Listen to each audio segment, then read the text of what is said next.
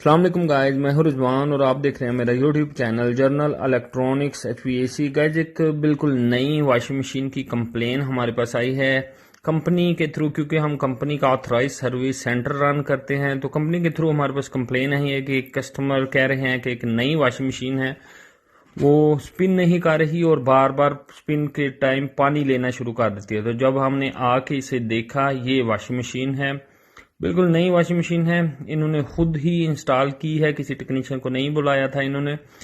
तो इन्होंने लगा के जैसे ये स्पिन पे जाती है तो ये बार बार पानी लेना शुरू कर देती है और स्पिन भी प्रॉपर नहीं करती, बहुत ज़्यादा वाइब्रेशन करती है। जैसा कि आपको नज़र भी आ रहा होगा, चल तो रही है लेकिन बहुत ज़्यादा इसमें वाइब्रेशन है और थोड़ी देर बाद ये पानी लेना स्टार्ट कर देती है।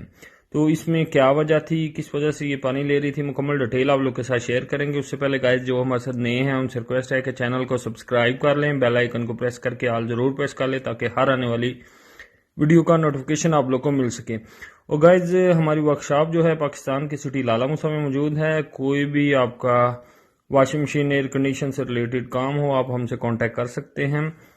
तो गाइज वॉशिंग मशीन उन्होंने ला के पैकिंग के साथ ही रख दी थी, जैसा कि आपको नीचे इसके वॉशिंग मशीन के नीचे पैकिंग भी नज़र आ रही है। ये पैकिंग जो है ये हटानी होती है, क्योंकि ये ट्रैवलिंग के दौरान जो है, यानी रास्ते में ये वॉशिंग मशीन डैमेज ना हो, इसलिए ये पैकिंग कंपनी ने नीचे रखी होती है। और पैकिंग के अंदर एक सपोर्ट होती है जो कि वॉशिंग मशीन के नीचे जो मोटर लगी हुई है अंदर, उसके नीचे एक सपोर्ट लगी होती है, उसके साथ अटैच होती है, ताकि रास्ते में ट्रैवलिंग के दौरान मोटर जो है वो राइट लेफ्ट ना घूमे या टॉप डैमेज ना हो। इस वजह से ये पैकिंग बनी होती है। मैं आप लोग को दिखा भी देता हूँ। मशीन को हम उल्टा लेते हैं और आपको दिखाते हैं।